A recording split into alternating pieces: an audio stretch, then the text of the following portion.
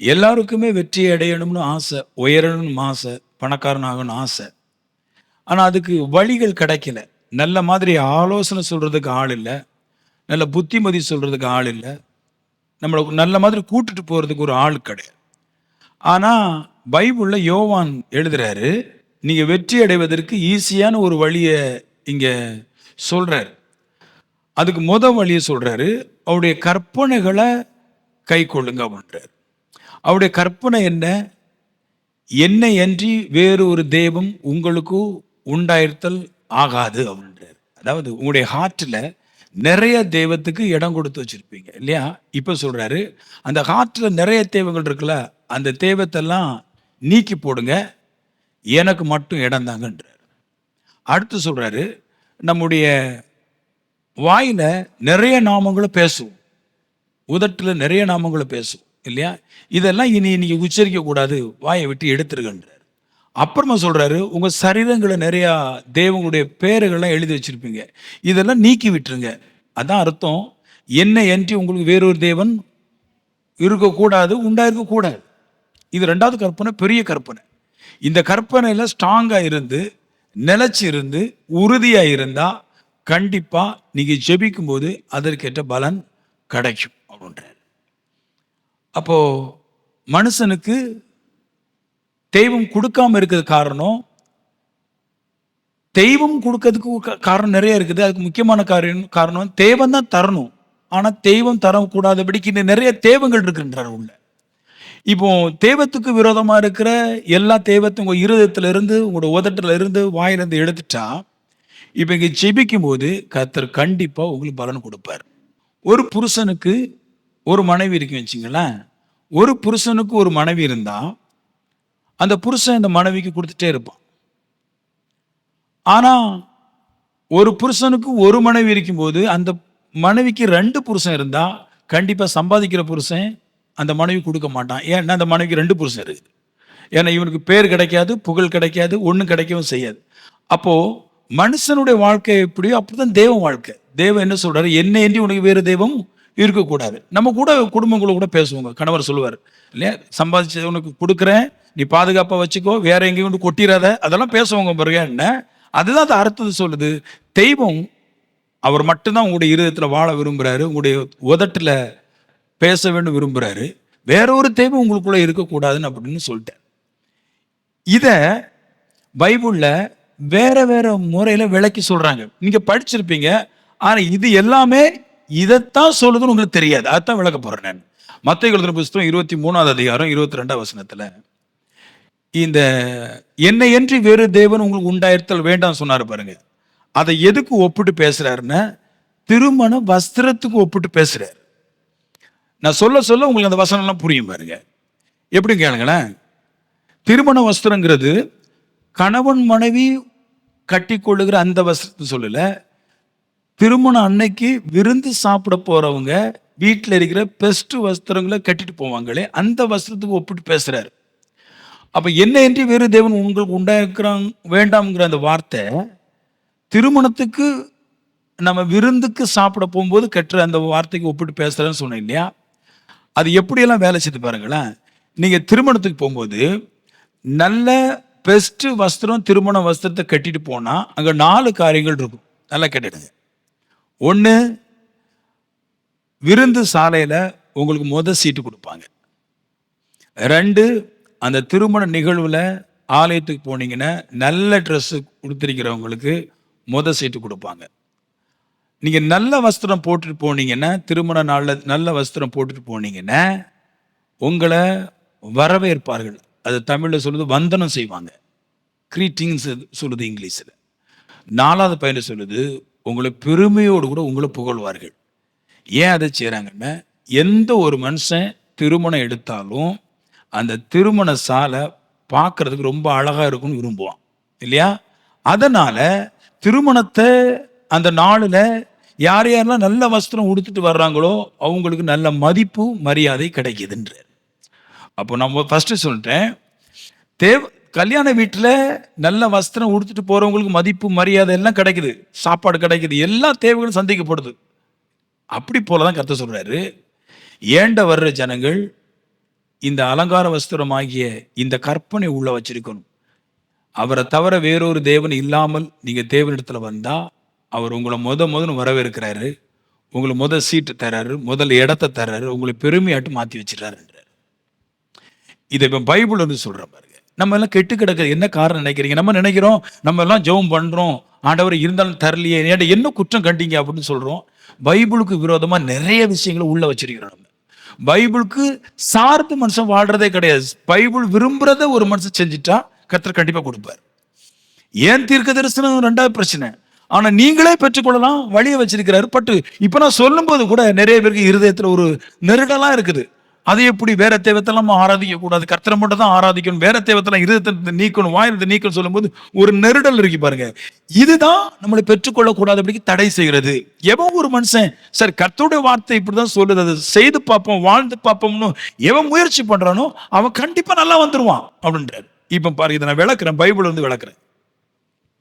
23ஆம் அதிகாரம் மத்திய எழுதின புத்தகம். ஏன்னா பைபிளை சொல்லிடுமே, நான் வாயினால சொல்றேன், இனி பைபிளை விளக்குறேன் பாருங்களேன்.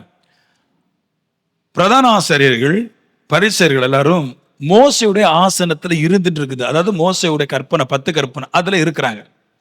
இருந்துகிட்டு என்ன பண்றாங்கன்னா அவங்களுடைய காப்பு நாடாக்களை அகலமாக்கிட்டு இருக்கும். 23:5 காப்பு நாடனா என்ன சொல்லுறேன், நாடான்னா என்னது, பெல்ட் மேல தோல்ல போடுறது, அல்லது இடுப்புல கட்டுறது, அதுக்கு பேர் தான் நாடா. காப்பு நாடானா என்னதுன்னா நம்ம பெண்கள் போடுற மாதிரி காப்புல பாதி பகுதியில் லெதர்ல செஞ்சிருக்கிற ஒரு பேக் பாதியா இருக்கும். அதை பெருசா செஞ்சு அதுல ஒரு நாடா லெதர்ல போட்டுருவாங்க. அது ஏன் போடுவாங்கன்னா யூதர்களுடைய புஸ்தகம் டோரா சொல்லுவாங்க. 5 புஸ்தகம் உண்டு அதுல. இப்போ நம்மளுக்கு நிறைய புஸ்தகம் இருக்குது, 5 புஸ்தகம் இருக்கு. அந்த 5 புஸ்தகத்தை அந்த பேக்ல வச்சு சிப்பு போட்டு இப்படியே கடத்தி போட்டு போகும்போது வெளியே இருந்து பார்க்குறவங்களுக்கு அழகா தெரியும். அவங்களுடைய காப்பு நாடாக்களை அகலமாக்கி வஸ்திர தொங்கலை பெருசாக்கி அப்படின்றது. இந்த வசனத்தை நமக்கு சொல்லும் போது தான் தெரியும் வஸ்திர தொங்கலை பெருசாக்குறன்னு என்னதுன்னு. இங்கிலீஷ் பைபிள் சொல்லும் டைசல் அப்படின்ட்டு. அப்படின்னா பெண்கள் நல்ல பட்டு சேரி விலை உயர்ந்த சேரில குஞ்சம் கட்டுவாங்க, தெரியுமா உங்களுக்கு? பார்த்துருக்கீங்களா?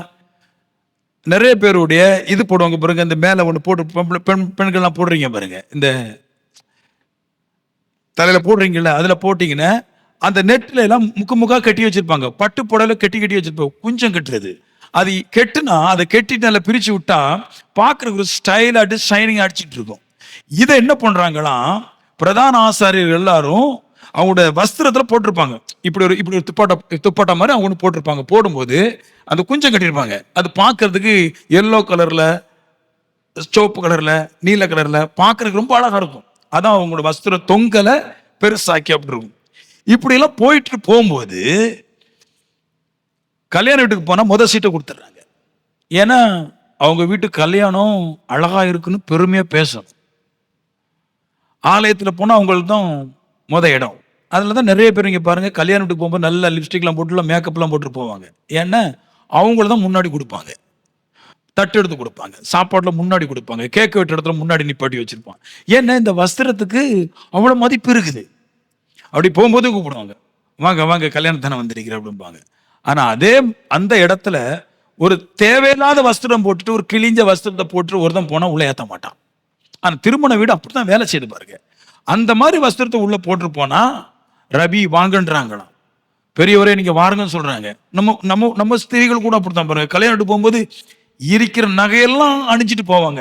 ஏன்னா அந்த அந்த கல்யாண வீட்டுல அவங்களுக்கு சீட்டு கிடைக்கும், அதை விரும்புறாங்க, கிடைக்கும். ஏன்னா கல்யாண வஸ்திரத்துக்கு அவ்வளவு பவர் இருக்குது பாருங்க. நல்ல சாப்பாடு கொடுப்பாங்க, பந்தி தான் உங்களுக்கு எதுவுமே குறை இருக்காது, திராட்சம் குறை இருக்காது, இறைச்சி குறை இருக்காது, சாப்பாடு குறை இருக்காது, பிரியாணி குறை இருக்காது, எதுவுமே குறை இருக்காது. ஏன்னா அந்த வஸ்திரத்துக்கு அவ்வளவு பெரிய மதிப்பு கொடுக்குறாங்க.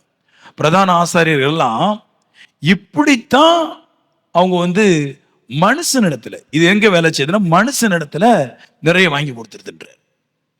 அப்போ ட்ரெஸ்ஸுக்கு கல்யாண வீட்டுக்கு போறவன் நல்ல மாதிரி ட்ரெஸ் அணிஞ்சிட்டு போனா அங்க எல்லா விதமான மதிப்பும் கிடைக்குதுன்ற. அப்படிதான் பிரதான ஆசாரியர்கள், சதிசேயர்கள், பரிசேயர்கள் எல்லாரும் மனுஷனிடத்துல ஒரு புகழ்ச்சி பெற்றாங்க, அவங்களுக்கு வந்தனம் பண்ணாங்க அப்படின்னு தெரியுது இல்லையா? ஏன்னா மனுஷன் என்னதை பார்க்கணும், முகத்தை பார்க்கறான்.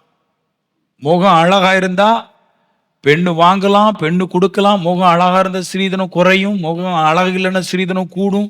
எல்லாமே அழகை வச்சு தான் மனுஷன் இங்க டிக்ளேர் பண்றான். அப்போ கடவுள் தான் சொல்றாரு, நல்ல வஸ்திரம், கல்யாண வஸ்திரம் யாரெல்லாம் போட ரெடியா இருக்கிறாங்களோ அவங்களுக்கு முதல் மதிப்பு மனுஷன்ட்ட கிடைக்கும் இல்லையா?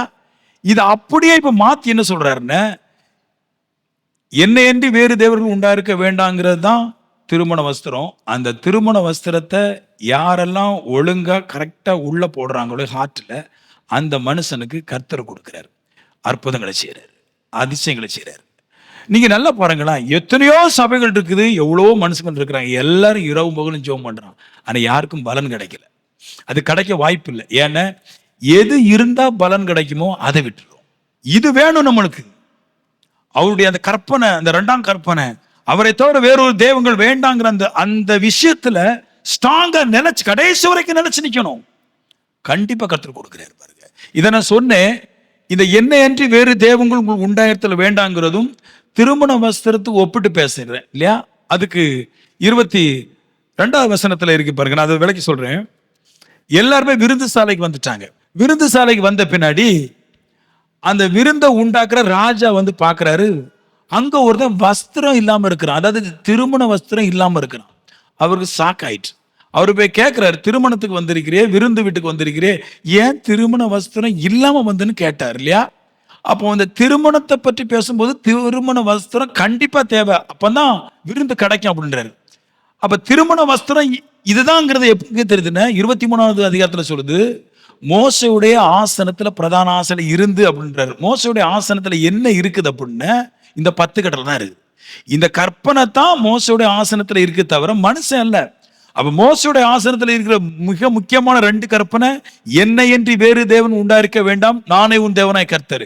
இதுதான் மோசையுடைய ஆசனத்துல இருக்கிறதான பெரிய திருமண வஸ்திரம். இந்த திருமண வஸ்திரத்தை இந்த 2 யார் வச்சிருக்கிறாங்களோ அவன் தேவனால் எல்லா இடத்துலயும் புகழ்ச்சி பெறான். தேவன் உடனே கொடுத்துருது. வஸ்திரத்துக்கு பவர் இருக்கு பாருங்க. அப்போ உங்களுக்கு தெரியுது, வஸ்திரத்துலதான் பவர் இருக்குது, சரீரத்துல பவரே இல்லை. என்னதான் அழகா இருந்தாலும் வஸ்திரம் சரியில்லைன்னா ஆள் அழகா இருக்க மாட்டான். அதைத்தான் அவர் சொல்றாரு, ஆண்டவர் சொல்றாரு, நீங்க என்னதான் ஜெபம் பண்ணலாம், எப்படி வேணாலும் இருக்கலாம், ஆனா தேவனுடைய கற்பனை ஆகிய என்னென்று வேறு தேவன் உண்டா இருக்க வேண்டாம் கற்பனோட ஹார்ட்ல பலமா இருந்துச்சுன்னா அந்த வஸ்திரத்தை கர்த்தர் பார்க்கும்போது நீங்க எப்படிப்பட்ட ஆளா இருந்தாலும், கருப்பா இருக்கலாம், கருப்பு இல்லாம இருக்கலாம், பலகீனனா இருக்கலாம், பாவியா இருக்கலாம், எப்படிப்பட்ட மனுஷனா இருக்கலாம், கர்த்தர் கண்டிப்பா பிடிக்கும். அவரை இல்லாமல் வேறொரு தேவனும் இல்லை என்கிற அந்த சரியான சத்தியம் வந்து எல்லா மனுஷனுக்கும் ஒரு வஸ்திரம். தேவன் உட என்ன குறை இருக்கலாம், நீ முடவனா இருக்கலாம், பலகீனனா இருக்கலாம், ஊமனா இருக்கலாம், பாவியா இருக்கலாம், விபச்சாரக்காரனா இருக்கலாம், கொலகாரனா வரைக்கும் நீ இருக்கலாம். ஆனா இந்த வஸ்திரம் இருந்தா நீ அழகா தான் தெரியும். ஆமென். என் குணம் எல்லாம் சப்பட்ட பாருங்க, மோசமான குணம் எனக்கு இல்லையா, என் குணம் மோசமான குணம். ஆனா நான் ட்ரெஸ் போட்டு அழகாகும் போது அந்த குணத்தையே மனுஷன் மறந்துடுறான். பிரேயருக்கு பலன் வேணுமா வேண்டாமா? வேணும். பட் இப்ப சொல்லும் போது விட முடியாது. ஐயோ அங்க போன அந்த அந்த பண்டிகைக்கு அங்க போன மாமா வருவாரு, இங்க சித்தப்பா வருவார், அங்க வந்து பெரியப்பா வருவாரு, இதெல்லாம் ஃபீல் பண்றோமா இல்லையா? இப்ப அதைத்தான் கட் பண்ண சொல்றாரு இல்லையா? நம்ம தம்பி அங்க வரும், நம்ம பெரியப்பா சித்தப்பா எல்லாம் கூட சேர்ந்து வரும் பண்டிகைக்கு. அந்த அந்த அந்த அந்த கடவுளுக்கு அப்படி ஒரு பிரச்சனை இருக்கு, இந்த கடவுளுக்கு இப்படி ஒரு பிரச்சனை இருக்கு, அங்க ஒரு நேச்சை சேர்ந்திருக்கேன், இங்க ஒன்று சின்ன வயசுல நேச்சை சேர்ந்திருக்கேன், இதெல்லாம் நான் பண்ணணும் அப்படி பேசும்போது இந்த வஸ்திரத்தை விட்டுரும். இந்த வஸ்திரத்தை எடுத்துக்கொள்ளுங்க, ஜெயம் நிச்சயம். 23வது அதிகாரத்துக்கு திருப்பிடுங்க எல்லாரும். பைபிள் படிச்சா ஒரு காலம் வேறு தெய்வத்திட்ட போக மாட்டான் இல்லையா? நம்ம வேறு தெய்வத்திட்ட ஃப்ரீயா போறோம் பாருங்க. பைபிள் இல்லாத குறை, பைபிள் இருந்தா கண்டிப்பா போக மாட்டான். ஏன்னா எல்லாரும் சொல்றாங்க பாருங்க, நம்ப கூடாது. நீங்க ஒரு விஷயத்த மனுஷன் பாடுனா கிடைக்கும், ஜெபம் பண்ணா கிடைக்கும், இதெல்லாம் நீங்க நம்பவே கூடாது. நீங்க காரியத்துல கரெக்டா இருந்தா தான், நீங்க சத்தியத்துல கரெக்டா நடந்தா தான் பின்னாடி இருக்கிற பாடலும் ஜெபமும் வேலை செய்யும். நீங்க காரியத்துல கரெக்ட் இல்லாம பாடலும் ஜெபத்தை கொண்டு பெருசாக்க நினைச்சிட கூடாது. ஆமென். காரியத்துல கரெக்டா இருக்கணும். இப்ப பாருங்க 22வது அதிகாரம் அழகா சொல்றாரு, வெற்றியின் ரகசியம் சொல்றாரு. மனுஷன் எப்படி வெற்றி பெறலாம்? பரலோக ராஜ்யம் தன் குமாரனுக்கு கல்யாணம் செய்து வைக்கிற ஒரு ராஜாவுக்கு ஒப்பாரு. விளக்குறேன் பாருங்க. என்னைக்கு கேட்கலாம், இங்க பாருங்களா, பறக்க பார்க்காதீங்க. ஒரு ராஜா தன்னுடைய பையனுக்கு திருமணம் எடுக்கிறார், கல்யாணம் எடுக்கிறார். எப்படி இருக்கும்? பைபிளுக்குள்ள சொல்லுது அந்த இடத்துல, எவ்ரிதிங் இஸ் ரெடி, எல்லாம் ரெடியா இருக்கும். ராஜா கல்யாணம் எடுத்தான். ஆமென். அப்படி சொல்லிட்டு சொல்லுவாரு, விருந்து வீடு எப்படி இருக்குதான், எல்லாம் ரெடியா இருக்குது, ஆயத்தமா இருக்குது. எப்படி இருக்குதான்? எருது ஆயத்தமா இருக்குது, கொளுத்த சந்துகள் ஆயத்தமா இருக்குது, ஆடு மாடு கோழி ஒட்டகம் கழுதன் எல்லாத்தையும் வெட்டி எடுத்து எல்லாத்தையும் காய்ச்சி எடுத்து ராஜா தன்னுடைய பிள்ளையுடைய கல்யாணத்துக்கு எல்லாம் ரெடியா வச்சிருக்கிறார். இதான் கல்யாண வீடு. விருந்து வீடு எப்படி இருக்கும்? சூப்பரா இருக்கும். நல்லா கேளுங்க. தெய்வம் உங்களை ஒண்ணுக்கு அழைக்குதுன்னா தெய்வம் ஏற்கனவே உங்களுக்கு எல்லாத்தையும் ரெடியாகி வச்சிருக்கீங்கன்னு அர்த்தம். அதான் சொல்றாரு, பரலோக ராஜ்யம் ஒரு ராஜா தன்னுடைய பிள்ளைக்கு திருமணம் எடுப்பதற்கு ஒப்பா இருக்குதுன்றார். சராசரி மனுஷனே, ஒரு மனுஷன் பூமியில ராஜாவா இருந்து திருமணம் எடுத்தனா எல்லாம் ரெடியா இருக்கிறது போல உங்களையும் தேவன் எல்லா விருந்துகளையும் ரெடி பண்ணிட்டு தான் உங்களை தேவன் தனக்குள்ள அழைக்கிறார். பாயிண்ட் தான் இல்லையா? இப்படி இருக்கும்போது திருமண நாள் வந்துருச்சு. ஆட்கள் எல்லாம் வீடு வீடா ஊர் ஊரா போய் அழைப்புதல் கொடுத்தாச்சு. திருமண நாளுக்கு போய் அழைக்கிறாங்க. இப்படி வாருங்க, ராஜா வீட்டு கல்யாணத்துக்கு வாருங்க. எல்லாம் ரெடியா இருக்குது, சுகம் ரெடியா இருக்குது, பணம் ரெடியா இருக்குது, தேவைகள் எல்லாம் உங்களுக்கு உண்டானது எல்லாம் ரெடியா இருக்கு, நீங்க வாங்கன்னு கூப்பிடும்போது சில பேர் சொல்றாங்க, கூப்பிட்டவங்கிட்ட போய் சொல்றான், மனது இல்லாத இருக்கிறான். நல்லா கேளுங்க, பாயிண்ட பிடிச்சிங்க, பாயிண்ட் நல்லா பிடிச்சிங்க. ஒரு பெரிய ராஜா திருமணம் எடுக்கிறார் இல்லையா? ராஜா திருமணம் எடுக்கிறார். திருமணம் எடுக்கும்போது எல்லாமே அவன் தேவையெல்லாம் இருக்குது. ஆனா அந்த மனுஷன் கல்யாண வீட்டுக்கு வர மாட்டேன்றான், மனது இல்லாத இருக்கிறான். ஏன்? ஈஸியா கண்டுபிடிச்சிடலாம். நல்ல கேளுங்க, சாப்பாடு ரெடி, பொருளாதாரம் ரெடி, எல்லா கஷ்டங்களும் போவதற்கான எல்லா வல்லமையும் ரெடி, ஆனா வானா வர மாட்டேங்கிறான். ஏன்னா அவன் திருமண வஸ்திரம் அவன் கெட்டுவதற்கு விருப்பம் இல்லை. ஏன்னா அவனுக்கு வேற தேவத்தை விட்டுட்டு இங்க வர்றதுக்கு விருப்பம் இல்லை. அந்த வஸ்திரத்தை உடுத்த மாட்டேன்றான். எனக்கு இல்லை இல்லை, எனக்கு எனக்கு எனக்கு நான் கஷ்டப்பட்டு போறேன், பரவாயில்ல, நான் இந்த தெய்வத்தை விட்டுட்டு கர்த்தட்ட வர மாட்டேன் அப்படின்றான். ஆனா அவனுக்கு நிறைய குறைகள் இருக்குது, பரிபூர்ணமான சாப்பாடு இருக்குது, இங்க கரெக்டா வந்துட்டு கிடைக்கும்னு சொன்னாலும் வர மனதில்லாத இருக்கிறான்றாரு. அடுத்தால் அனுப்புறாரு இன்னொரு ஊருக்கு. அங்க போய் சொல்றாங்க, எல்லாம் ரெடியா இருக்குது, எருதுகள் ரெடியா இருக்குது, கொளுத்த சந்துகள் ரெடியா இருக்குது, நீங்க திருமணத்துக்கு வாங்க அப்படின்னு கேட்டதுக்கு அவங்க அசட்டை பண்ணாங்க. கர்த்தர் என்ன தந்துருவாரு? கர்த்தரால என்ன தர முடியும்? நீங்க எல்லாம் சபைக்கு போனீங்களே, என்ன வாங்கிட்டீங்க? நீங்க 15-20 வருஷமா சபைக்கு போய் என்ன நீங்க கொளுத்த கண்டை மாதிரி மாறிட்டீங்க, நீங்களே இன்னும் நல்லா வரல, இப்படி எல்லாம் சொல்லி அசட்டை பண்ணுவான். ஏன்னா சர்ச்சுக்கு போனவங்க பாட போனாங்க, சத்தியம் கேட்க போகல. சத்தியம் கேட்க போயிருந்தா எல்லாம் வந்திருப்பாங்க. இதை கேட்க போகணும், இப்படிதான் இது வேலை செய்தான்னு கேட்டுட்டு வாழ வந்தா நல்லா வந்திருப்பான். பாடிட்டு சில பேர் சொல்லுவாங்க, அபிஷேகத்தில் நிறைய வந்தேன். இதெல்லாம் வேலைக்கு உதவாது. கேட்டுட்டு வாழணும், இதான் சத்தியம். கர்த்தரை தவிர வேற ஒரு தேவன் இல்லைங்கிற அந்த உடன்பாட்டுக்குள்ள ஒரு வாழ்றான் பாருங்க, அந்த மனுஷன் தான் கர்த்தர் பாக்குறாரு. அசட்டை பண்றான். வேதம் சொல்லுது, அந்த வேலைக்காரனை பிடிச்சி அவமானப்படுத்தி அடிச்சு கொண்டு போட்டான்றது. சில பொருட்ட போய் சொல்லிட முடியாது சத்தியத்தை. இயேசு தான் கர்த்தர், நீ வான நம்மளை பிடிச்சி கட்டி வச்சு கம்பத்தில் கட்டி வச்சிடறான். அப்புறம் தான் ஒன்று யோசிச்சேன், கல்யாண வீட்டுக்கு போன நானே பட்னியா கிடக்காம இப்படி வருவான், நான் தின்னு பசி ஏறில கொளுத்த கண்டை போல மாறினதானே வருவான்.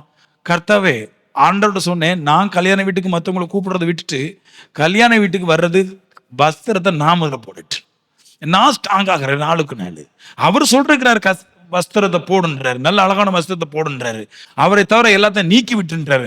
அதுல ஸ்ட்ராங் ஆகுறேன், நாளுக்கு நாள் ஸ்ட்ராங் ஆகுறேன். இப்ப என்ன செய்யுதுன்னா, செபம் மெல்ல மெல்ல மெல்ல மெல்ல கேட்க ஆரம்பிக்குது, வழிகள் எல்லாம் திறக்க ஆரம்பிக்குது. இவர்களை மாதிரி விரட்டி விட்டுற கூட கூப்பிடுறாரு, பா நீ வான. நிறைய பேர் வரமாட்டாங்க, சாக்கு சொல்றாங்க பாருங்க, எனக்கு 2 பிள்ளை இருக்குது, எனக்கு 3 பிள்ளை இருக்குது, வர முடியாது, கார் பிரச்சனை, அது பிரச்சனை, இது பிரச்சனை, பல பிரச்சனையை சொல்றாங்க. நான் சொல்லுவேன், எவன் ஒருதன் இந்த ரகசியத்தை புரிஞ்சுக்கிறானோ, ஒருவனுக்கு ஒரு மனைவி தான், ஒரு தெய்வத்துக்கு ஒரு விசுவாசத்தாங்கிற கற்பனையில என்னைக்கு ஒருத்தன் வர்றானோ அன்னைக்கு குடும்பம் சரி, அவனு சரி நல்லா வந்துடுறான். நான் சொல்லுவேன், உங்க குடும்பம் நல்லா இருக்கணுமாங்க, என் மனைவிக்கு நான் மட்டும்தான் புருஷங்கிற மைண்ட்ல இருந்து, மனைவியும் என் புருஷனுக்கு நான் மட்டும்தான் மனைவிங்கிற கோட்பாடு இருந்தா கண்டிப்பா அந்த வீடு அன்னைக்கே சமாதானம் வந்துடும். கடவுளை ஆராதிக்க வர்றது நிறைய கடவுள் உள்ள வச்சிருக்கிறான். அங்கங்க கொஞ்சம் பேர் பேய வச்சிருக்கிறான், கொஞ்சம் பேர் சூனியம் பார்க்கறான், கொஞ்சம் பேர் அங்கே போய் விற்கிறத போய் தின்னுட்டு ஓடி வந்துடுறான். எல்லாம் கடவுள் இருக்குது, கடவுளுக்கு பிடிக்கல. நீ என்ன வேணாலும் பாடு, எனக்கு பிடிக்கலன்ற. நீ செபிக்கிற செபி, ஆனா எனக்கு பிடிக்கல. என்னைக்கு எனக்கு பிடிச்சவனா மாறியோ அன்னைக்கு நீ ஜெபம் பண்ணும்போது எனக்கு பிடிக்கும். என்னைக்கு கர்த்தருக்கு பிடிச்ச மாதிரி ஆகுறோமோ அன்னைக்கு நம்ம ஜெபம் அவருக்கு பிடிக்கும். கொட்டுன்னு கொட்டும் பணம் எந்த அளவு வருதுன்னு தெரியாது, நமக்காகவே கஷ்டப்பட்டு கொண்டு கொட்டுவாங்க. உன் கையும் பிரயாசத்தையும் சாப்பிடுவாய், அதில் என்ன அர்த்தம் தெரியுமா? இந்த கைனால வேலை செய்தில்லை, இங்கிலீஷ் பைபிள்ல கைங்கிறது நம்ம கையை சொல்லல, நம்முடைய வேலையாட்கள், அதுக்கு பேர் தான் கை இங்கிலீஷ் பைபிள்ல. தமிழ்ல அதான் அர்த்தம். ஆனா நம்ம புரியும் போது உன் கையின் பிரயாசத்தை நீ சாப்பிடுவாய்ன்னா, நான் ஒத்தில கஷ்டப்பட்டு திங்கிறது எங்க வயிறு நிறையாது, பத்தாது. 100 பேர் சேர்ந்து வேலை செய்யறது பேர் தான் கை. என்னுடைய வேலைக்காரங்கள் பேர் தான் கைன்றது இங்கிலீஷ்ல. அதுதான் நான் கரெக்டா இருந்தா தேவனுக்கு முன்னாடி எனக்கு வேலைக்காரங்களே நியமிச்சு வேலைக்காரங்க நிறைய கொட்டி கொடுக்குற அளவுக்கு கர்த்தர் வழியை உண்டு பண்ணுவார். எனக்கு ஆள் கிடைக்கல, எனக்கு மனுஷன் இல்லை, இந்த ஃபீல் வரவே செய்யாது. எனக்கு கிடைக்க வேண்டிய பலன் கண்டிப்பா எனக்கு கிடைக்கும். அதான் அந்த பிரமாணத்திலேயே பவர் ஜாஸ்தி. இன்னொரு வேலைக்காரன் சொல்றாரு, நீ போய் முக்கு சந்துக்களையும் தெருக்கெல்லாம் இருக்கிறவனையும் கூட்டுருவான்பார். இவன் ஓடி போய் வேதம் சொல்லுது, குருடன் மூடடன் விலகினேன் அசுத்தேன் நல்ல வஸ்திரம் தரிச்சவன் நல்ல வஸ்திரம் தரிக்காதவன் எல்லாத்தையும் அள்ளி போட்டு கொண்டு வர்றாங்க. விருந்து சாலைக்கு வந்துட்டாங்க. அங்க பார்த்தா எல்லா குறைவுகளையும் நீக்கிற மாதிரி சூப்பரா இருக்குது. தெய்வத்தை தேடுறது ஒரே ஒரு ஜாதி மட்டும்தான். தான் வாழ்க்கையில ரொம்ப நெருக்கம் இருந்தா கடவுளை தேடுவான். வயிறார புசிக்கிறவன் கடவுளை தேட மாட்டான். இப்போ கடவுள் சொல்றாரு, போய் தெருக்கள்லையும் சந்துக்கள்ல போய் மனுஷனை தேடு, சாப்பாடு இல்லாதவன் கிடக்குறான், சாப்பாடு இல்லாதவன் போய் சொன்ன உடனே உள்ள ஓடி வந்துட்டான். நிறைய பேர் வந்துட்டான் உள்ள. பரிபூர்ண சாப்பாடு பார்த்தோட நிம்மதி. அந்த நேரத்துல ராஜா ஒரு முறை வர வந்து பார்த்தா அங்க ஒருத்தன் கல்யாண வஸ்திரம் இல்லாம இருக்கிறான். அவனை தூக்கிட்டாரு. ஏன் கல்யாண வஸ்திரம் இல்லாம வந்திருக்கிற, உன்னை யார் வர சொன்னா, எப்படி வந்தாங்க கேட்டா ஊமையாட்டே இருந்தானா. ஆண்டவர் அந்த ஊமையனை பார்த்து பிடிச்சிட்டாரு. நான் சொல்லுவேன், ஏன் அந்த ஊமையா இருந்தான்னு சொல்லுங்க. கல்யாண வஸ்திரம் தரிச்சிருக்கிறவன் ஊமையா இருக்கவே மாட்டான். நீ எல்லா கல்யாண வீட்லையும் பாருங்க, நல்ல மேக்கப் பண்ணிட்டு போற பொண்ணு சீட்ல இருக்கவே மாட்டான். ஹலோ, எப்போ பார்த்தாலும் அந்த கணவன் மனைக்கு சென்டர்ல போயிருப்பா, இல்லைன்னா இந்த பொண்ணு பக்கத்துல போயிருப்பா. ஏன்னா அந்த ஃபோக்கஸ் ஃபுல்லா இவனுக்கு கிடைச்சிதான் இருக்க, பேசிட்டே இருப்பா. ஐயா நீங்க அங்க போங்க, அங்க நீங்க இங்க போங்க, இதெல்லாம் பண்ணிட்டே இருப்பா பாருங்க. இந்த அதை அது எதுன்னு சொல்லுது, நீங்க சர்ச்சுக்கு வர்றீங்கள, உண்மையிலேயே கர்த்தரை தவிர வேறொரு தேவன் உங்களுக்கு இல்லை அப்படின்ற இருதயம் அந்த வஸ்திரம் உங்களுக்கு இருந்தா சர்ச்சில் உங்க வாய் சும்மா இருக்காது. அதான் அவர் சொல்றாரு. இங்க வந்து பாக்குறாரு, எல்லாரும் துதிங்க கர்த்தரை துதிங்க அப்படின்னு சொல்லும் போது ஒருத்தன் ஊமையா நினைக்க. அப்ப அவர் தெரிஞ்சு போச்சு இவருக்கு கல்யாண வஸ்திரம் இல்ல. எப்படி கல்யாண வஸ்திரம் இல்லைன்னு கண்டுபிடிச்சாரு பாருங்க. எப்படி ஒரு மனுஷங்களை கடவுள் இல்லைங்கிற கண்டுபிடிக்கலாம்னா, கடவுளுக்கு முன்னாடி வந்த பின்னாடி அவன் வாயை திறந்து அவன் தேவனை துதிக்க மாட்டான். இவர் கண்டுபிடிச்சிட்டாரு. என்னைய சும்மா இருக்கிற நீ இதை பேசியா, சும்மா இருக்கிறான். அவனுக்கு கல்யாண வஸ்திரம் என்னன்னு தெரிய மாட்டேங்குது. ஏதோ சபைக்குள்ள வந்த ஏதோ நடக்கும்னு நினைச்சு உள்ள வந்து நிற்கிறான். இப்போ தான் சொல்லி கொடுக்குறேன் நானு, உன்னோட கடவுள் இருந்தா உண்மையிலே கர்த்தர் தான் தேவன்கிற ஒரு உடன்பாட்டில் இருந்தா உன் வாய் சும்மா இருக்க கர்த்தரை துதிக்கும். அமைதலா இருந்தா உனக்கு நிறைய தேவங்களோட பங்கு இருக்குன்னு அர்த்தம். கர்த்தருடைய சமூகத்துல இருந்து ஆர்ப்பரிச்சா கர்த்தரை மட்டும் தான் சொந்தங்கிற தெரிய வருதுன்ற உடல் லாபக்குன்னு முடிச்சிட்டாரு. அவனுக்கு சாப்பாடு கொடுக்கல. ஆனா அங்க நிறைய பேர் கல்யாண வஸ்திரம் தரிச்சிட்டு வந்து அந்த இடத்துல எத்தனை பேர் வந்தாங்களோ அத்தனை பேரும் தேவன் ஆகாரத்தை கொடுத்து நிரப்பினார். அதுல ஒரு வார்த்தை போட்டிருக்கோம், முக்கியமான ஒரு வார்த்தை என்னன்னா, ரொம்ப அற்புத விதமான வார்த்தை. அழைக்கப்பட்டவர்கள் அநேகர், தெரிந்து கொள்ளப்பட்டவர் சிலர். இதை நான் இந்த வார்த்தையை இப்படி நான் மாத்தி சொல்றேன். இந்த இடத்துல எப்படி போடணும், இந்த வசனத்தை எப்படி சொல்லுவாங்கன்னா, நிறைய பேரை கடவுளை அழைக்கிறாரு, தேவன் கொஞ்சம் பேரை தான் தெரிந்து கொள்றாரு. அந்த அந்த ரெவலேஷன் 100 மடங்கு தப்பு. அது அப்படி கிடையாது. அநேக பேர் வர்றாங்க, ஆனா கொஞ்சம் பேர் தான் இந்த சத்தியத்தை தெரிந்து கொள்றாங்க. புரியுதா? நிறைய பேர் வராங்க சர்ச்சுக்கு. இப்ப இங்க நிறைய பேர் வரவங்க நிறைய பேர் வராங்க, ஆனா கர்த்தரை தவிர வேற ஒன்றை ஆராதிக்காதுன்னு சொன்னா 100 பேர் இருந்தா 10 பேர் தான் இதை தெரிந்து கொள்கிறான், 90 பேர் விட்டுறான். இந்த 10 பேரும் தவை நிரப்பிடுறேன், நல்லா ஆயிடுறான். ஹலோ, புரியுதா எப்படி சக்சஸ் எப்படி உண்டாகுதுன்னு?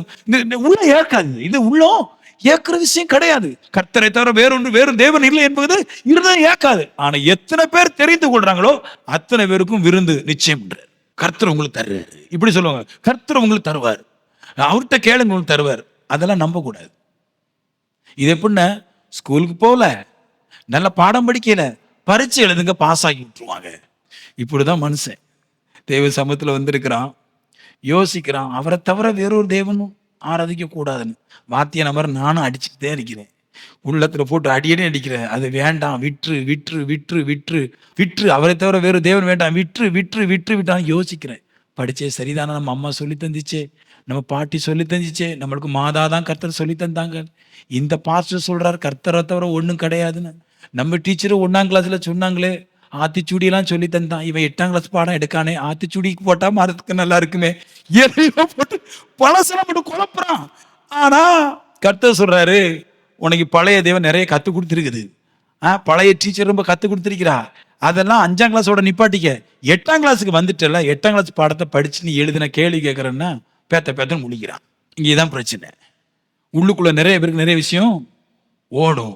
அவரை இன்றி வேறு தேவன் வேண்டாம் அப்படின்னு சொன்னா எங்க பொண்ணு கொடுக்கறது, எங்க பெண் எடுக்கிறது, நிறைய ஓடும். உள்ள நிறைய இருக்கும் விஷயம். கர்த்தரை தவிர வேறொன்றும் ஆராதிக்க கூடாதுன்னு என்ன அர்த்தம்? கர்த்தரை தவிர வேற எந்த ஜாதிகளோடு எந்த ஒரு மதத்தோடு கூட எனக்கு ஐக்கியம் இல்லை என்பதை சுட்டி காட்டுது. இப்படி ஒரு வாழ்க்கை நான் வாழ்றதுக்கு இருதயத்தை கொடுத்த உடனே எனக்காக எல்லாத்தையும் விட்டுறல, என்ன உனக்காக நான் எல்லாத்தையும் விட்டுறேன்னு வானத்துல இருந்து எல்லாத்தையும் தந்துடுறேன். ஒரு இடத்துக்கு போக கூடாது கர்த்தரை தவிர, யாரும் வேண்டாம் எனக்கு. கர்த்தரால் மதிப்பு வேணும், கர்த்தரால் வாழ்க்கை வேணும்னா கர்த்தர் சொன்னதான் கேட்கும். ரட்சிப்புக்கு அடையாளம் என்ன தெரியுமா? ஒண்ணு பாவம் செய்ய மாட்டான், இன்னொன்னு பணக்காரனா இருப்பான். வேற இங்க உலகத்துல வேற ஒண்ணுமே கிடையாது. நீங்க ரட்சிக்கப்பட்டீங்கன்னா எப்படி சோதிக்கலாம் கேட்பாங்க. பார்த்து நான் ரட்சிக்கப்படுறது எப்படி தெரிந்து கொள்வது? சில பேர் சொல்லுவாங்க, நீ 3 நாள் உபாசம் போட்டு ஜெபம் பண்ணா ரட்சிக்கப்பட்டுரும். அப்படிலாம் ஒன்றும் கிடையாது. பாவம் செய்யவுக்கு மனசு வராது. 2வது ஏழையா இருக்க மனசு வராது. இந்த 2ஐயும் எப்படியாவது முயற்சி பண்ணி நீ அடுத்த லெவலுக்கு மாற வைக்கிறதா ரட்சிப்பு. ரட்சிப்புனா என்ன தெரியுமா உங்களுக்கு? ரட்சிப்புனா பாவத்துல இருந்தும் கஷ்டத்துல இருந்து மீட்கிறதுக்கு பேர் தான் ரட்சிப்பு. அதான் ரட்சிப்பு. ஆனா நம்ம ரட்சிப்பு பேரை சொல்லுவோம், எதுலையுமே ரட்சிக்கப்பட மாட்டோம். வளவளன்னு அந்நிய பாஷை மட்டும் பேசுறது, ஜெபம் மட்டும் பண்றது ரட்சிப்பு இல்ல. நான் ஜெபம் பண்றது ரட்சிப்பு இல்ல. நான் எங்க இருந்து மாற்றாட வேண்டுமோ அது மாறுறதா ரட்சிப்பு. வார்த்தை வரைக்கும் என்ன சொல்லுவாங்க? நான் ரட்சிக்கப்பட்டிருக்கேன் சொல்லுவாங்க. பாவமும் போயிருக்காது, வறுமையும் போயிருக்காது. ஆனா சொல்லுவாங்க நான் ரட்சிக்கப்பட்டிருக்கேன் தெரியுமா? சர்ச்சைக்கு போய் 8 வருஷம் ஆயிடுச்சு தெரியுமா? நான் ரட்சிக்கப்பட்டிருக்கேன் தெரியுமா? அது ரட்சிப்பு. வார்த்தை வேற இருக்கும், அவங்க சொல்றது சரிதான், ஆனா வியாக்கியானம் தப்பா இருக்கும். எங்க ரட்சிக்கப்பட்டிருக்கிறா? எல்லாம் கஷ்டம் போகலையே, எல்லாம் வறுமை ஒண்ணு போகலையே, வாழ்க்கை மாறலையே, அப்ப ரட்சிப்பு இல்ல. இவங்களாட்ட ஃபீல் பண்றாங்க ரட்சிக்கப்பட்டேன், நான் ஞானஸ்தானம் பெற்றேன் அப்படின்னு. ரட்சிக்கப்பட்டா நான் சொல்றேன், கர்த்தரை தவிர வேற எந்த ஒரு தெய்வத்தையும் உற்று கூட பார்க்க போக மாட்டான், எந்த சூழ்நிலைக்கு போய் நிக்க மாட்டான். அதான் ரட்சிப்பு. அதனாலே கர்த்தர் தேவனுடைய விருந்து வீட்டுக்கு அவனை அழைத்து அவனை வயிறு நிறைய எல்லாவற்றையும் கொடுத்து அனுப்புறார். புரியுதா உங்களுக்கு? நம்முடைய தோல்வி எங்க தோணும்? எங்க பண்டிகை வந்தாலும் பட்டு சீலை உடுத்துட்டு, அதுலயும் பட்டு சீலை அன்னைக்கு தான் கொஞ்சம் கட்டுவா. ஒரு வசனம் சொல்லுது, நீங்க உங்களுடைய நித்திய வீட்டுல போகும்போது உங்களை வரவேற்பாங்க. பரலோக கல்யாணம் விட்டது எப்படி வரவேற்பாங்க? நீங்க செத்த போது உங்களுடைய நற்கிரியை உங்க சாவுக்கு முன்னாடி எந்திரிச்சு போகும். நீ என்ன செஞ்சிருக்கிறீங்க? நம்மகிட்ட தான் ஒண்ணுமே இல்லையே, வாங்கி தின்ற அளவு தான் இருக்கிறோம், கொடுக்குற மாதிரியே இருக்கிறோம்.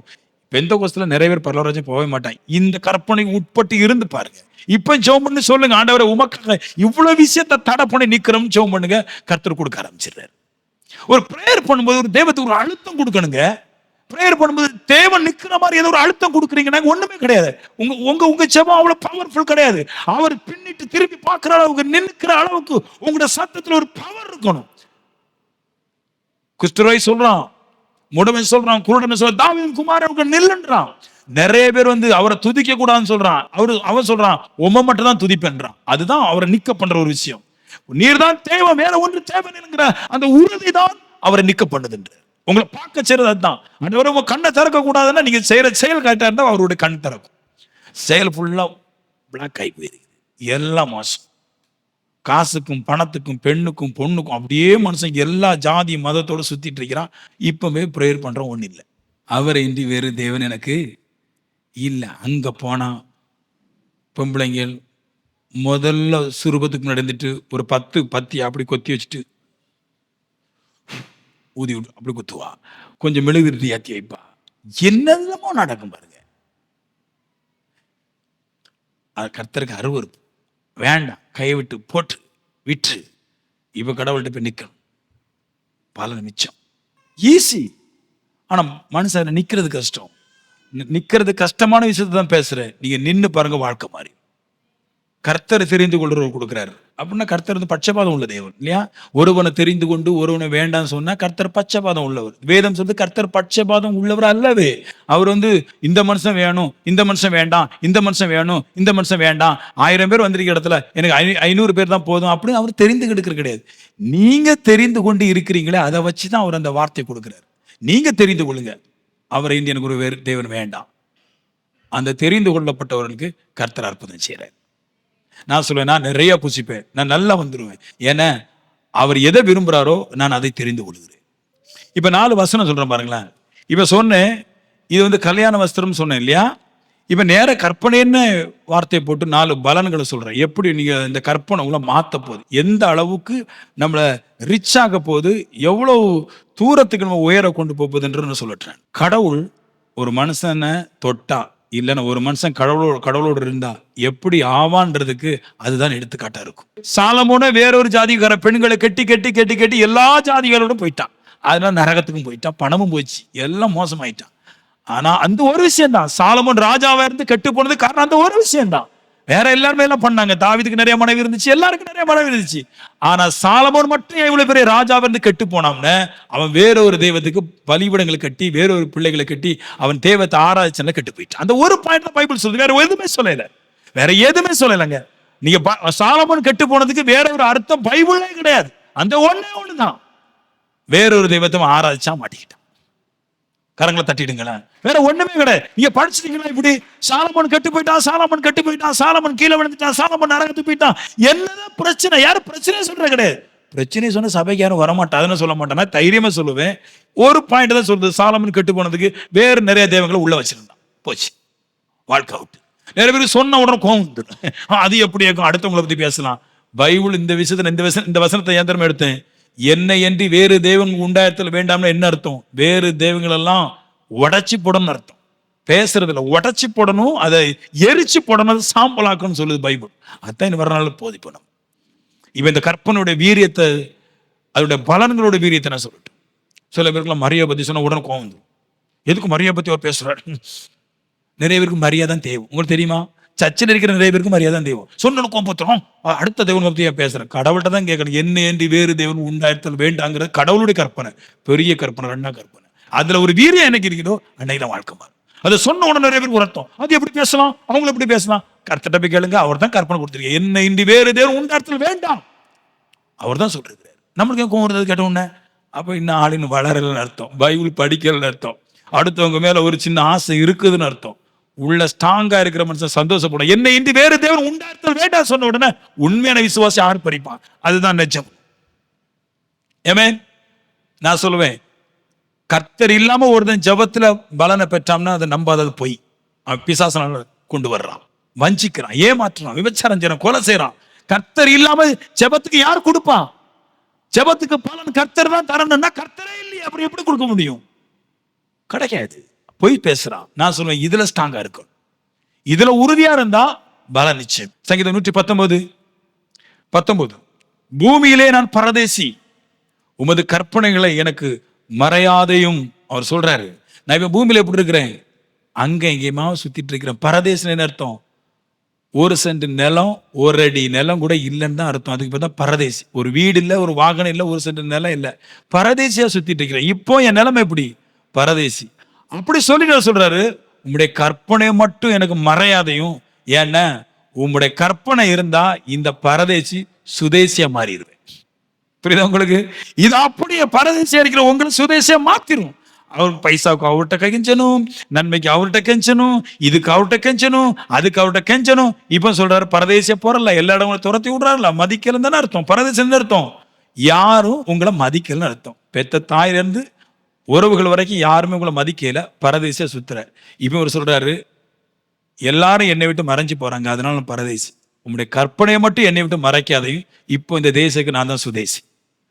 இப்ப இருக்கிற நிலைமை அப்படி மாறிடு, கற்பனை இருந்தா. ஏன்னா அது நல்ல வழிகளை போதிக்கிறது, நான் என்ன செய்யணுமோ அதை போதிக்கிறது, தேவனுக்கு பிரியமான காரியங்களை போதிக்குது.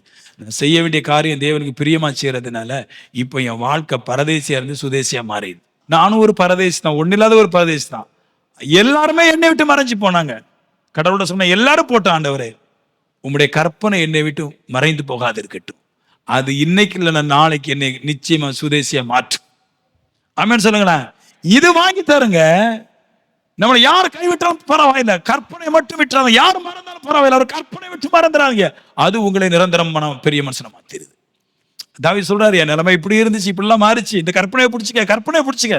உலக பண்டிகை பாவத்துக்கு, தேவனுடைய கற்பனை பரிசுத்தத்துக்கும் உடைய ரட்சிப்புக்கும். 119:45 நான் உமது கட்டளைகளை ஆராயிரபடியால் விசாலத்துல நடப்பேன். உமது கட்டளைகளை ஆராயிரபடி, ஆராய்ச்சி என்னதுன்னா கட்டளை ஆராயிரம். இந்த 10 கட்டளை என்னதான் அப்படி இருக்குது?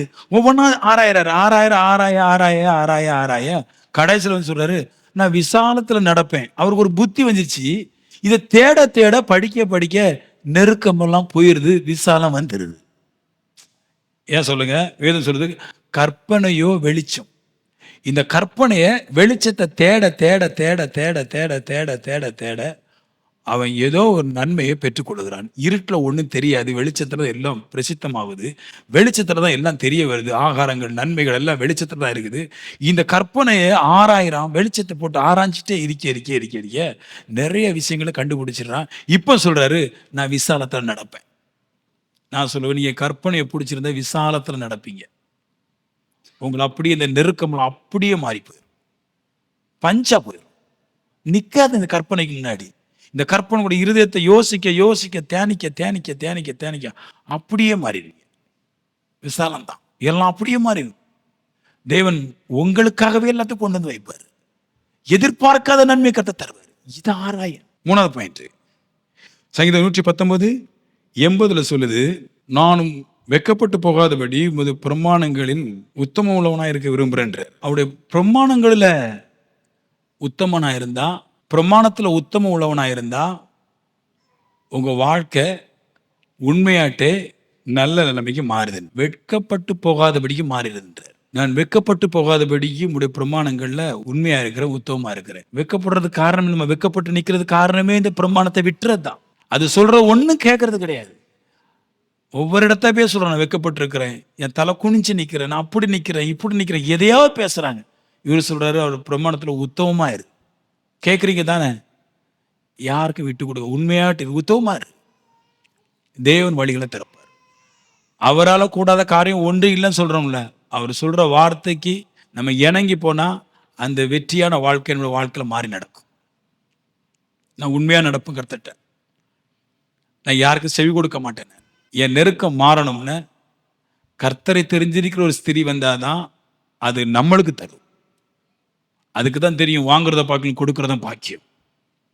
ஆமேன்னு சொல்லுங்களேன். பொண்ணு வெள்ளை கருப்பு முக்கியம் கிடையாது.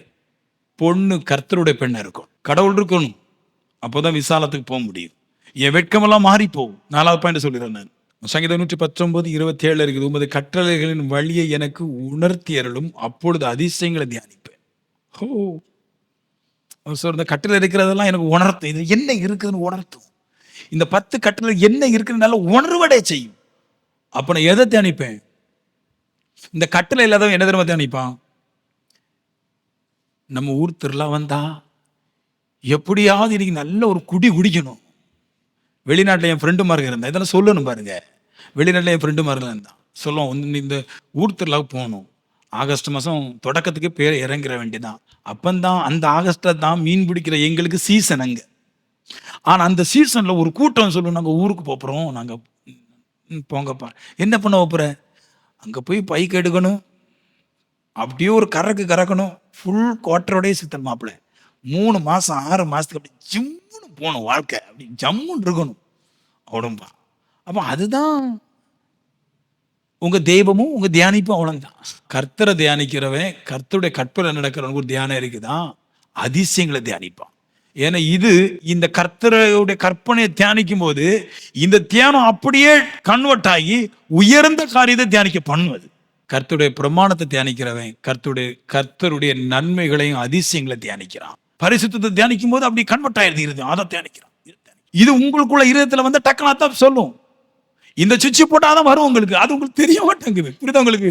கர்த்தருடைய கற்பனைகளை நீங்க யோசிச்சா, அதை ஆராய்ச்சி பார்த்தா அடுத்த மாம்ச வாழ்க்கை கொண்டு போய், இது தேவனுடைய ஆவிக்குரிய வாழ்க்கை தியானிக்கும் போது மாம்ச வாழ்க்கை பெரிய காரியங்களை கொண்டு வரும்.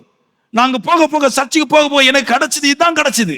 கையில யாரு காசு கொடுக்கல, யாரு எனக்கு 50 லட்சம் தரல, 100 லட்சம் தரல, 50 கோடி தரல, சாப்பாடு வழியில தான். ஆனா உள்ள தேவனுடைய வார்த்தையை தியானிக்க தெரிஞ்ச ஒண்ணு சொல்லுச்சு, நீ கண்டிப்பா உன் தேசத்துல முதல் இடத்துக்கு போயிருவான்னு சொல்லுச்சு. இந்த தியானம் அப்படியே மாறிடுச்சு. அதை நான் நம்பினேன், அப்படியே மாறிட்டேன்.